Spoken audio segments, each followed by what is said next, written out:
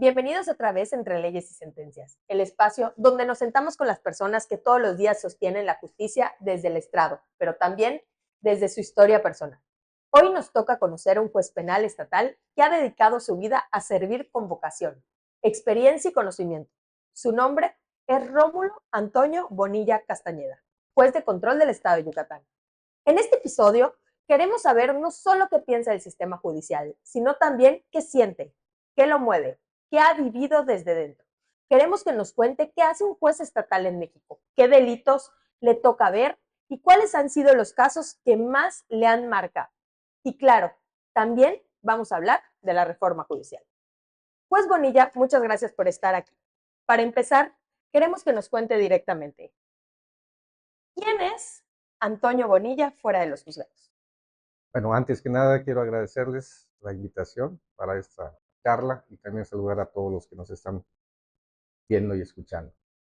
¿Quién es Antonio Bonilla fuera de los juzgados? Pues soy Uber de mis hijos, eh, los llevo a sus escuelas, al gimnasio, con las novias, a las casas de las novias, a las plazas, a los paseos con las novias y a sus fiestas. También, pues me gusta mucho ver fútbol. Yo le voy al mejor equipo de México, le voy a Cruz Azul. Me gusta ir a ver a mis Leones de Yucatán.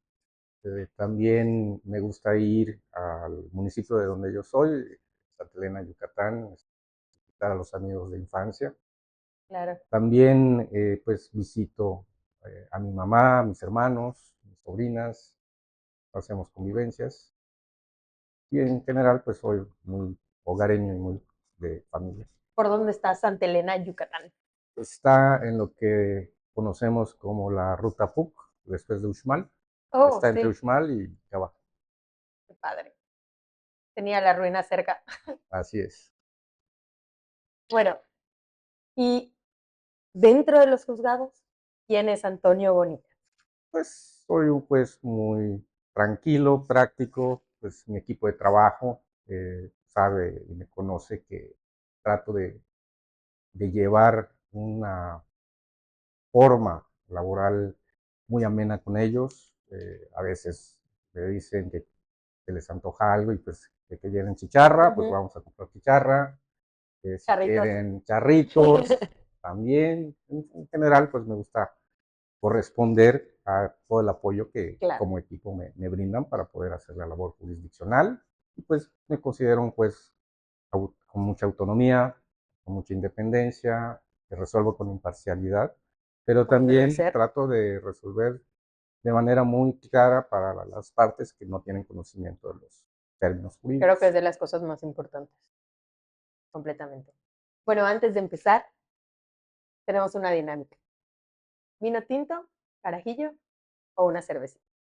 Yo creo que cerveza por el calor que hay. Ok, ahorita no las pasa. Bueno, empecemos con la primera pregunta. ¿Qué hace un juez estatal como usted y cuáles son sus funciones principales dentro del sistema judicial del Estado? Son muchas, pero pudiera yo resumirlas en unas cuantas, como son garantizar que los justiciables, víctimas, imputados, pues se les respeten sus derechos desde el inicio del procedimiento, desde el Claro. Ministerio Público, desde la presentación de la denuncia. También nos corresponde a nosotros determinar cuándo hay base probatoria para iniciar el proceso penal, pues resolver qué medidas cautelares van a tener los imputados, si van a estar en prisión preventiva, si van a afrontar su proceso en ¿Qué son las libertad. medidas cautelares? Las medidas cautelares son, digámoslo, como instrumentos Ujú. que establecen o garantizan que los imputados no se van a dar a la fuga o no van a atentar contra las víctimas, contra los testigos. Claro. Y entre ellas, pues podemos nosotros determinar cuándo la prisión preventiva, cuándo permitirles afrontar el proceso. O no siempre se van a prisión. No, no, recordemos que por disposición de la misma Constitución Ajá. hay una presunción de inocencia y solamente en casos muy específicos o donde el Ministerio Público justifique, pues habrá necesidad de la prisión preventiva. Y esos imputados detenidos, o sea, entonces salen en libertad. Están en libertad afrontando un proceso penal. Hay medidas que Por ejemplo, les podemos prohibir salir de Mérida, salir de Yucatán, salir del país, tienen que ir a firmar, tienen que depositar una garantía económica, no se pueden acercar a las víctimas, a los testigos. De esa manera Claro. garantizamos que pues no se vulneren los derechos de las víctimas. Es como en las películas cuando ves que tienen como una pulsera en el tobillo y que no También, pueden salir de sus casas así es. o algo así. Se le puede poner también el localizador o tenerlos recluidos en sus domicilios para que no se den a la fuga. Oh.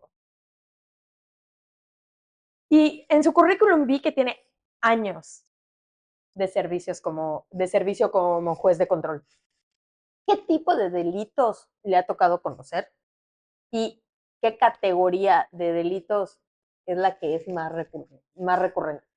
Los patrimoniales, como son Ujú. los robos, los fraudes, los abusos de confianza, son los que tienen un alto número de asuntos en los juzgados. También se ha incrementado mucho en los delitos de violencia familiar contra las mujeres, contra Oh, niños, niñas, adolescentes.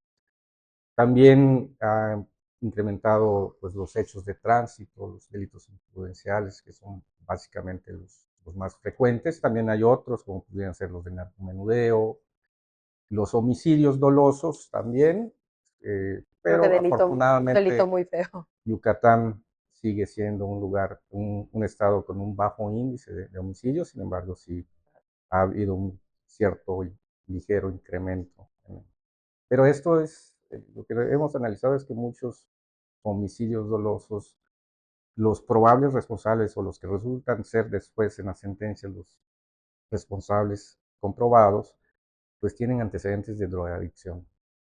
Entonces, sí, el tema de las drogas ha incidido mucho en el actuar de los imputados para desplegarlas, para No, cometer los total, delitos. claro. Y en todos estos años que ha tenido de juez, ¿ha habido casos particulares que le hayan marcado como persona o como juzgador? Varios, en sus respectivas dimensiones. Conocí un asunto de una disputa, de una medida de protección en donde una niña pues fue separada con motivo de una denuncia penal de su mamá eh, y fue entregada al abuelo paterno. Ujú. Sin embargo, la causa fue porque estaba señalado como probable autor de un delito contra la propia niña, su nueva pareja sentimental, la nueva pareja sentimental de la mamá, y habitaba en el mismo domicilio y yo ratifiqué lo que el Ministerio Público decidió de que tenía que separarse ¿Qué a la significa niña. ratificar? Avalé la Ajá, decisión del Ministerio Público de separar a la niña y que se fuera a vivir en con lo el que se abuelo. resolvía con el abuelo. Posteriormente, la circunstancia varió porque la mamá comunicó y fue comprobado por el propio Ministerio Público que ya la persona que fue el motivo de que se les separara del domicilio de la niña ya no habitaba en Claro. el domicilio y entonces yo la restituí, ordené la restitución. A final de cuentas, tuve que escuchar a la niña porque pues hay que escucharlos, sus derechos de los niños, niñas y adolescentes, de decidir dónde quería estar, si quería continuar viviendo con el abuelo o regresar con su mamá.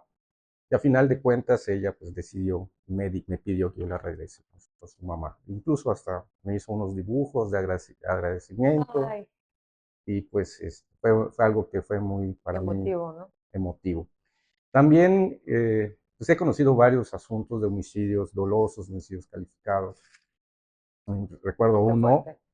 que el cuerpo fue encontrado pues descuartizado en bolsas de basura en el basurero de Chelem y Aquí en Yucatán. aquí en Yucatán. Ese asunto yo vinculé a proceso al probable autor y ya en sentencia, en juicio oral, le dictaron un fallo condenatorio. Hubo incluso apelación de esa sentencia condenatoria. El tribunal de alzada, el tribunal de apelación confirmó esa resolución y tengo entendido que también se promovió un amparo directo y en el amparo se resolvió confirmándose la decisión del Tribunal de Alzada. Bueno, aquí podemos decir que los amparos no sirven para dar libertades. No, no necesariamente el amparo, pues como lo sabemos, ¿no? Es Claro. resolver respecto a si hay una violación de algún derecho y que necesita que la justicia federal ampare a ese ciudadano.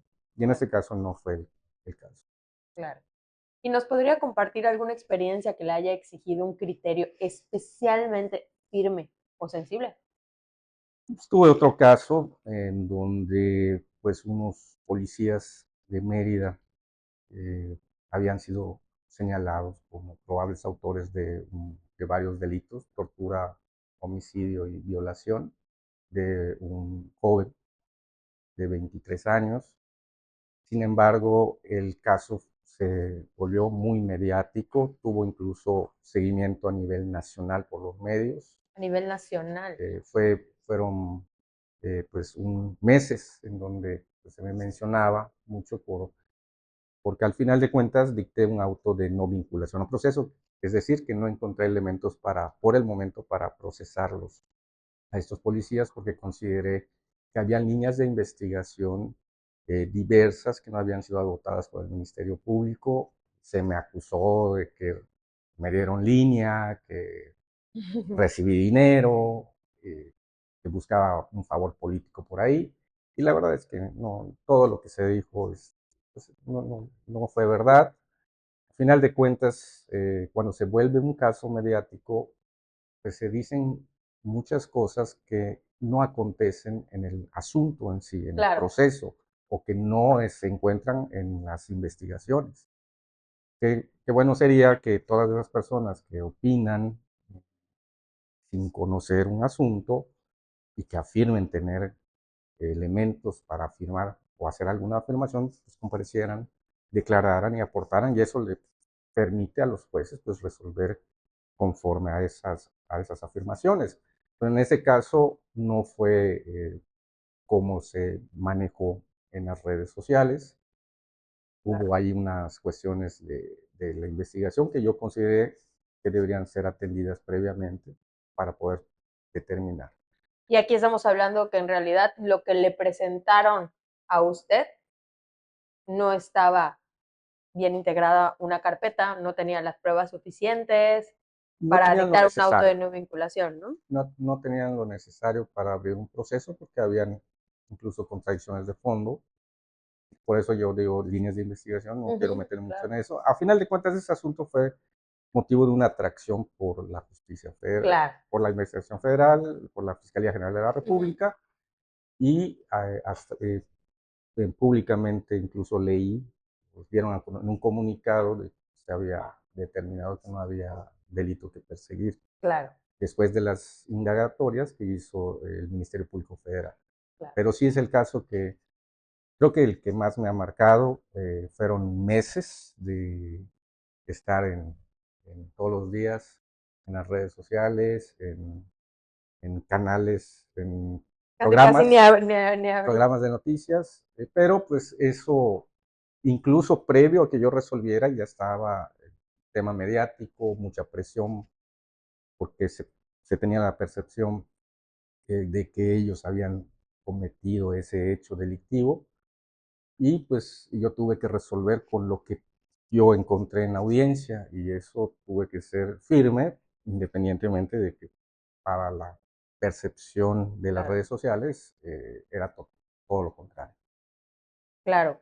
Entiendo perfectamente. De hecho, hemos tenido juzgadores que han pasado por lo mismo y nos han explicado de que pues no, si ellos sin las pruebas suficientes no pueden dictar un auto de vinculación a proceso. Bueno, por esta clase de delitos, en mi parte yo creo que es que se necesitan jueces de carrera judicial. Usted ha tenido tantos años de experiencia en el Poder Judicial. ¿Qué significa para usted haber hecho una carrera desde abajo en el Poder Judicial?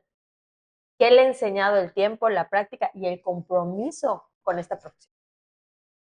Pues más que nada reafirmar que las instituciones para poder servir a México deben de ser instituciones debidamente fortalecidas en cuanto a su autonomía, a su independencia, y también en cuanto a la preparación de quienes desempeñen la labor de administrar e impartir la justicia. Si no tienes la preparación, muy difícilmente vas a poder emitir resoluciones que vayan acorde a la ley, acorde a la justicia y sobre todo a lo que necesita la sociedad, que le resuelvan con sustento legal los conflictos penales.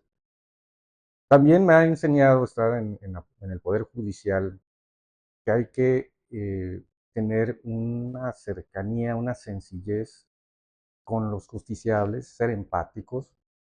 Las personas víctimas, imputados, no son conocedores de la ley y tenemos que resolver con claridad, que ellos lo comprendan, porque a final de cuentas a ellos les estamos resolviendo. Y si bien es cierto que sí, tenemos que seguir una técnica jurídica para poder resolver los asuntos, con claridad decirles por qué a ti te doy la razón y por qué a ti no te doy la razón. Claro, yo creo que es muy Sí, importante. entonces también eso te lleva a la experiencia, al trato con la gente día a día. Yo estuve en el sistema tradicional, yo tengo ya casi 24 años en Poder Judicial.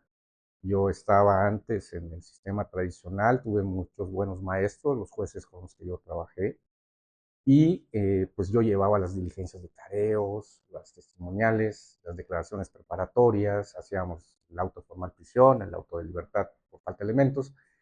Y en esas diligencias que nosotros llevábamos, con la conducción del secretario de acuerdos o incluso el juez, pues tenías mucho trato con las partes. Y personas incluso de muy escaso grado de instrucción que tenías tú que ver la manera de explicarle y que entendiera la diligencia. Y eso me sirvió mucho para poder ser juez de control. ¿Por qué? Porque como es un sistema oral, tienes que explicar en el momento a las partes básicamente tu resolución para que sepan por qué los estás vinculando, por qué no estás vinculando al imputado, por qué le estás imponiendo una medida cautelar. Entonces, todo eso me lo ha dado el Poder Judicial. Gracias al Poder Judicial me he tenido una muy buena capacitación de cursos con eh, docentes muy calificados y también eso me permitió certificarme ante la Secretaría de Implementación del Sistema Acusatorio en su momento, en 2013, como docente certificado del sistema acusatorio. Eso también me permitió ser capacitador. Estuve en varios estados, le di cursos de capacitación a jueces de Guerrero, a los amigos jueces de Guerrero.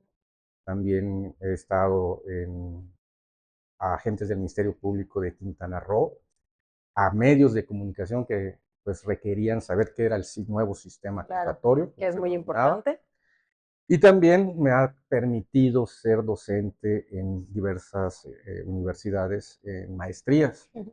Por ejemplo, fui docente 2 años en la Universidad de Sonora. Yo viajaba en los fines de semana que no estaba de guardia a dar clases a Hermosillo. Fui a Hermosillo, fui a Caborca, fui a Navojoa. También incluso di un curso a secretarios, jueces, magistrados federales en 2015, cuando todavía el Poder Judicial de la Federación se estaba preparando para iniciar con el tema del El sistema nuevo sistema. acusatorio. Pues esa posibilidad de estar en el Poder Judicial me permitió prepararme, no solamente como órgano jurisdiccional, sino también me ha permitido algo que me gusta mucho, que es dar clases. Ay, qué padre.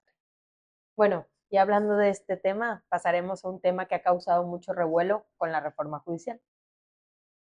¿Qué opina del Tribunal de Disciplina Judicial? ¿Le parece justo que posibles personas sin carrera judicial evalúen a jueces con años de trayectoria? Justo mientras su actuar se apegue a las disposiciones internas del Poder Judicial, siempre y cuando existan probatoriamente eh, indicios o circunstancias que lleven a confirmar una mala actuación o desempeño de un servidor público dentro del Poder Judicial sería justo. Y eso lo puede hacer quienes conformen este tribunal teniendo conocimiento del marco jurídico que es aplicable. ¿A qué me refiero? Pareciera que el Tribunal de Disciplina fue creado para amedrentar a los juzgadores. Todo cargo mal desempeñado puede generar injusticias.